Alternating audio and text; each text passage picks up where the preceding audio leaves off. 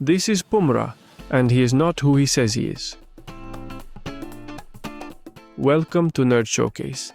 I'm reviewing the Super7 Ultimates Pumm-Ra from the Thundercats line, and this figure has a story worth telling before we even open the box. For those who don't know, Pumm-Ra is not a separate character.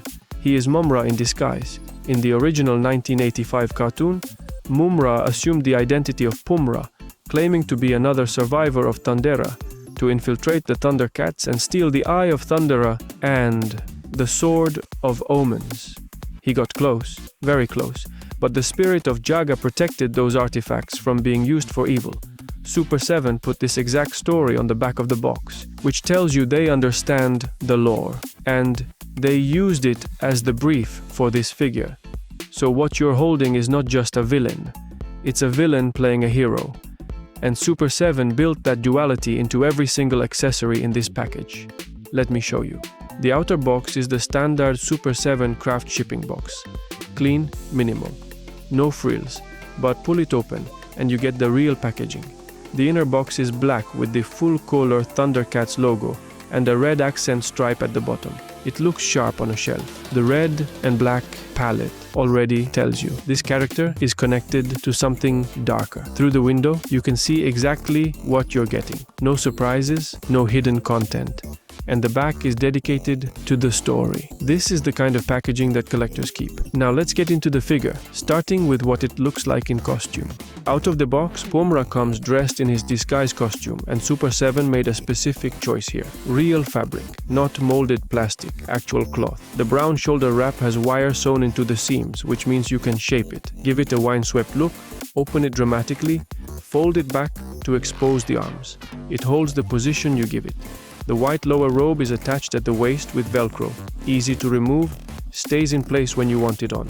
There is also a separate brown elastic belt. When you take a few minutes to shape the fabric, this figure transforms into something that genuinely looks like a still from the cartoon. And then there is the head sculpt, the eye patch, the asymmetry of the face. It looks exactly like it jumped off the animation cell. But take the robe off and you get a completely different figure. Without the costume, you're looking at the body of Pumm-Ra. Massively built, athletic proportions, fully sculpted musculature. The chest and abdominal area are painted in an off-white that softly transitions to the tan skin tone at the edges. There is an abrupt color shift at the shin. The lower leg is noticeably darker than the upper. The shorts are soft rubber specifically to allow full hip and leg movement. Now let's talk articulation. I'm going through the whole body. The head tilts slightly up and down and rotates a full 360 degrees. Lateral tilt is very minimal. Shoulders raise well and rotate cleanly. The bicep has a rotation cut for variety in arm poses. The elbow is a single hinge. It bends to about 90 degrees. For a figure in this price range, a double hinge would have been welcome. The wrists make up for it somewhat. Hinge plus rotation gives you flexibility in how the hands land. The torso bends adequately forward for dynamic poses. Backward is limited. Waist rotation is smooth. Legs spread well for wide battle stances. They raise satisfyingly in front for kicking poses. Backward extension is limited. Like the elbow, the knee is a single hinge with rotation. Same limitation. A double hinge would have opened up more dynamic poses. The ankles are the unsung heroes of this figure. Lateral tilt plus up-down movement means you can stabilize wide or uneven poses on a shelf without a stand. Thoughtful engineering? Put it all together and you can hit genuinely impressive poses. The articulation is not the deepest in the Ultimates line, but it is more than enough for great shelf presence. Now, the accessories, and I saved the best for last. Let's inventory what's in the box. 2 alternate heads, 2 alternate pairs of hands, the Sword of Omens, a communicator device, and the claw shield. This is a well-loaded package. The alternate head shows Pumm-Ra with closed mouth, a more controlled expression. Same eye patch. Where the default head is aggression, this one is calculation. It's the face he wears when he's pretending to be a friend. Head swaps are clean and easy. The neck peg is solid. There are 2 roaring heads in this box. The default head and the larger one, designed for the Mumm-Ra figure. Same sculpt, different scale. If you own or plan to own Mumm-Ra, this head is already waiting for him. you get two gripping hands with perpendicular and side hinge that allows them to tilt respectively up, down, and laterally for natural weapon holding poses.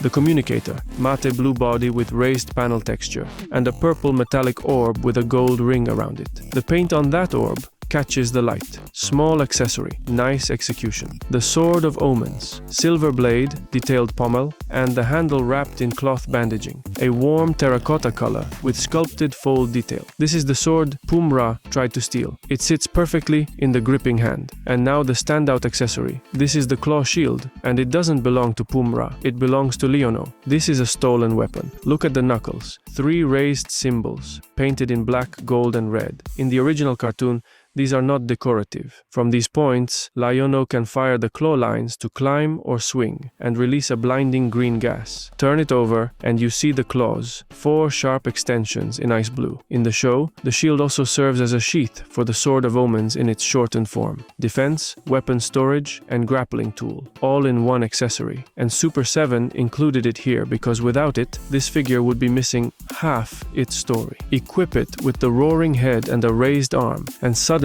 you're not looking at Pumm-Ra anymore. You're looking at Mumm-Ra breaking cover. Let's be direct. The wins. The head sculpt is exceptional on both heads. The fabric costume with wired seams is a genuine value add. The claw shield is the best accessory. And the lore-driven accessory design. The sword, the gauntlet, the disguise outfit tells the character's story. The issues, single hinge at elbow and knee, limit dynamic range for posed photography. And head movement is more restricted than it should be for this price point. Overall, this is a strong entry in the Super 7 Thundercats Ultimates line. Not perfect, the articulation has real trade-offs, but the character representation is outstanding. A villain in disguise, given the costume, the weapons, and the true face to switch between. For collectors building the Thundercats roster, this is a must-have. Before we close, let's talk scale. The Super 7 Ultimates line runs large, and Pumm-Ra is no exception. Here he is next to a NECA TMNT cartoon, Raphael. Raphael reaches roughly chest height on Pumm-Ra, next to a SH Figuarts Goku Ultra Instinct, one of the articulated figures on the market. The size difference is even more striking. The Figuarts line targets 1/12th scale. The Ultimates line is closer to 1/10. Pumm-Ra towers over him. And here's all three together. If you're planning a mixed brand shelf, this is your reference. Pumm-Ra is a big figure. He needs space. Now, within the Super 7 Ultimates line itself, the scale is consistent. Leono and Pumm-Ra are perfectly matched. And when you pose them together, you get exactly what you'd expect from this line. A scene straight out of the cartoon. Add Monkyan behind them, watching the confrontation from a distance, and you have a diorama. This is what the Ultimates line is designed for. The villain who almost won, now on your shelf. Leono and Monkyan are already on the channel. Subscribe to Nerd Showcase for deep dive reviews on action figures, statues, and collectibles. See you in the next one.